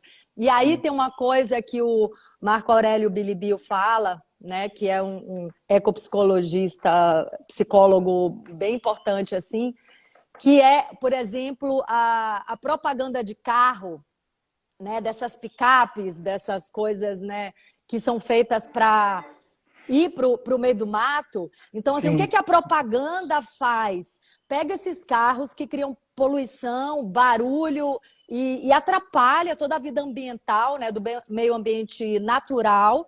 Pega esses carros, bota no ambiente natural, né? Porque se utiliza da nossa profunda conexão com a natureza para sim, vender sim, aquilo que mais destrói a natureza. Não sim, só o objeto carro, mas para você construir um carro, você destrói montanhas e montanhas de minério, né? E aí eu sim, vejo o Ailton Krenak muito lucidamente também falar que a gente está destruindo as montanhas naturais para criar montanhas de lixo no fundo dos oceanos. Então, assim, a gente está destruindo a gente mesmo, porque assim, o fundo do oceano é uma extensão do meu corpo, a natureza é sim. uma extensão do meu corpo, você aí, Hugo, do outro lado, é uma extensão do meu corpo, cada pessoa nessa roda de conversa, falando coisas incríveis aqui, que eu estou lendo quase tudo. Então, assim, tudo isso é o meu corpo estendido, né? E a gente Sim. se colocou numa caixa limitada de quem sou eu, assim, um ratinho assustado girando uma Aham. roda, né, kármica, louca. E essa desconexão da realidade é a nossa loucura. O que é É, loucura? Desconexão da é. realidade. A gente Sem tá dúvida, louco. sem Tá, dúvida. tá todo mundo É. louco, né? Essa imagem da volta à natureza, né, como um ponto em que a propaganda identifica como isca para você, é muito claro, sim. E a analogia do buraco e da carência, a gente fala isso, inclusive, usando essas palavras ao longo desses anos todos. a gente é forjado, é exatamente isso que você disse, é buraco, e aí quem é que vai suprir a necessidade, quem é que vai tapar o buraco? A mercadoria, que vem por dinheiro. Como ela vem por dinheiro, você tem que se submeter aos processos que vão te dar dinheiro, que são vender a vida em troca de dinheiro, que vai produzir mais buraco e mais carência. Então é um buraco que chama outro buraco, que chama outro buraco, que chama outro buraco.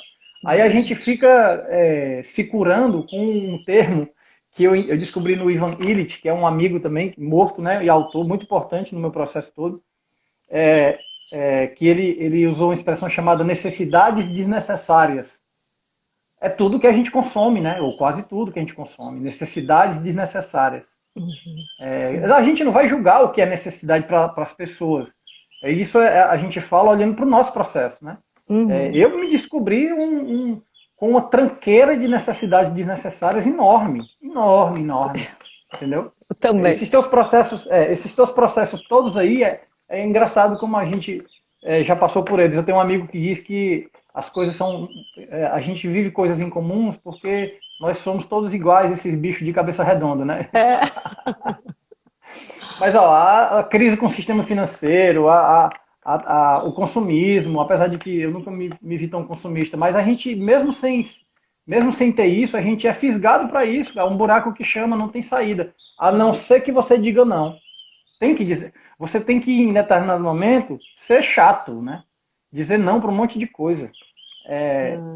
Senão você sucumbe, né? Bom, senão, mas a é gente, isso aí. senão a gente diz não pra gente, né? Exato. O sim para quem é? O sim tem que ser pra vida, né? Quer dizer, para Ó, quem quer. Você falou da imagem da picape que eles põem em relação com a mata, com a natureza, com a floresta, porque isso apela para o que está dentro da gente. Eu lembro que eu era mais novo, eu li alguém comentando, era tipo uma análise sobre o sucesso da novela Pantanal, né? E um camarada, isso ficou na minha cabeça até hoje, o camarada diz assim, cara, aquilo ali é uma coisa tão maravilhosa que eu chego 8 horas da noite, sei lá que horas, eu chego de noite do trabalho, cansado, com os pés inchados, eu tiro o sapato, sento na poltrona de frente para a TV e aquele ali é o meu momento com a natureza. Então dá licença, ninguém mexa comigo, sabe? O cara deseja aquilo porque ele está completamente privado daquilo e aquilo vem assim na frente dele como um bálsamo, né? Sim. Porque a gente tem esse vínculo que foi arrancado, né? Que a gente Mudou é minha impedido de vida. voltar, de reatar, né? Participar, as pessoas que foram, né, mudou minha vida ter ido ao Pantanal fazer essa novela e todo mundo que participou, mas existem estudos, né, que comprovam que você só olhar para uma imagem de natureza já muda a sua paisagem interna e sua vibração. Então, assim, a natureza presente, né, como a gente está tendo a sorte de estar aqui com ela agora, ela muda a nossa vibração, de fato, nossas ondas cerebrais, mas só olhar uma imagem, né, fantasiosa, Já é algo, televisão, né? já muda também, porque desperta a nossa ecologia profunda. Então, Hugo, eu quero pedir para você deixar aqui só. Eu não quero deixar bater 2 horas para eu conseguir salvar. Então, eu quero te agradecer do fundo do meu coração a sua disponibilidade, te dar os parabéns por esse trabalho que você está fazendo, que eu sei que é natural, porque você está compartilhando sua experiência, é um chamado, eu também tenho vivenciado isso, de querer compartilhar minha experiência, assim, como propósito de vida também, além de outras coisas. Quero agradecer cada pessoa que esteve aqui com a gente nessa live, tão inspiradora nesse início de ano. É a minha primeira live do ano. Cada vez mais eu faço esses encontros com pessoas que eu sei que vão trazer conteúdos relevantes, inspiradores para a nossa autotransformação e autocura. Eu hoje sei que a cura é sempre uma autocura, autotransformação. Nós temos esse poder, né, essa potência mesmo e capacidade de mudar tudo que a gente quiser na nossa vida.